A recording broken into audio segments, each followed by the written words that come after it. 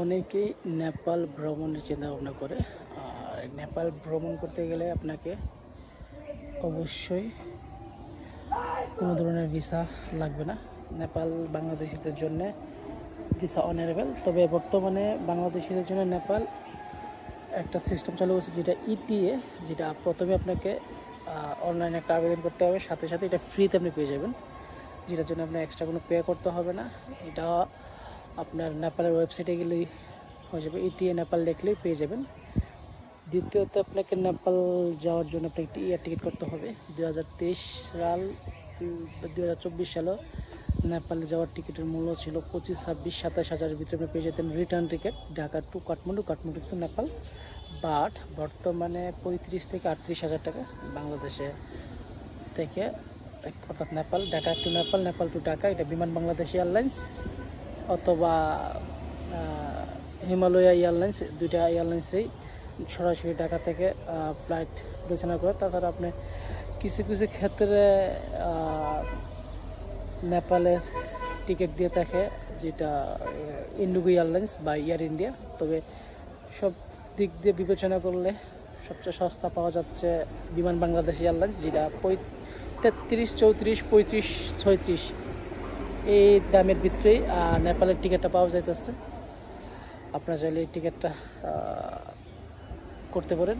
আর Nepal airport থেকে বাইর হওয়ার সাথে সাথে আপনার ডলার এক্সচেঞ্জ করবেন না অবশ্যই, যেটা থামেল, অনেক বাংলাদেশি অথবা টুরিস্ট যারা তারা থামেল গিয়ে থাকে।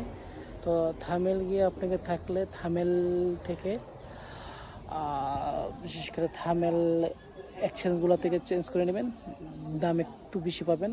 তাছাড়া আপনি এয়ারপোর্ট থেকে কখনোই ট্যাক্সি নেবেন না। 3-4 জন হলে এয়ারপোর্ট থেকে বাহির হয়ে মেন রোডে গেলে আপনি সস্তায় 500 রুপির ভিতরে আপনি থামেলের ট্যাক্সি পেয়ে যাবেন। আর আপনি এয়ারপোর্ট থেকে 1000-1200 রুপি লাগবে অবশ্যই। সো এই ক্ষেত্রে আপনাকে বিশেষ কিছুই বলার নেই। আর থামেল একটু দাম বেশি, থামেল আশেপাশের সাইডগুলো হোটেলগুলো দেখলে হয়তো সস্তায় পেয়ে যেতে পারেন, যেটা ঢাকা থেকে আগে হোটেল বুকিং দিতে হয় না। তারপর গিয়ে ইমিগ্রেশনকে দেখালে বেটার। তারপর ওইখানে আপনার একজনের জন্য 400 টাকা অত 500 টাকা, ওটা নেপালি রুপি আপনি পেয়ে যাবেন। এবং ওইখানে আপনি একদিন থাকেন, অথবা আপনাকে আরেকটা সিস্টেম আমি দেখাতে পারি, যেটা ঢাকা থেকে কাঠমান্ডু নামার পরে ওইখান থেকে আপনার ডাইরেক্ট বাস স্ট্যান্ড চলে যাবেন, যেটা কাঠমান্ডু বাস স্ট্যান্ড। ওইখান থেকে আপনি চলে যাবেন পোখারা। 2 দিন থেকে লাস্টের দিন আপনি থামেল অর্থাৎ কাঠমান্ডুটা ঘুরলে বেটার, যারা 4 দিন 5 দিনের ট্রাভেল করতে যান।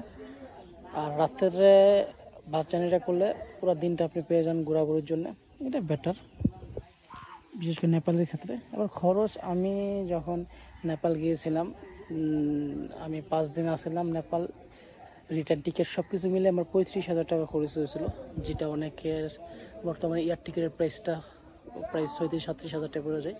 সো একটু গাটাগাটিগুলো আর একটু সস্তায় পেতে পারেন নেপাল ট্রাভেল, অর্থাৎ নেপাল ভিসা ছাড়াই আপনি যেতে পারবেন ইটিএ করে।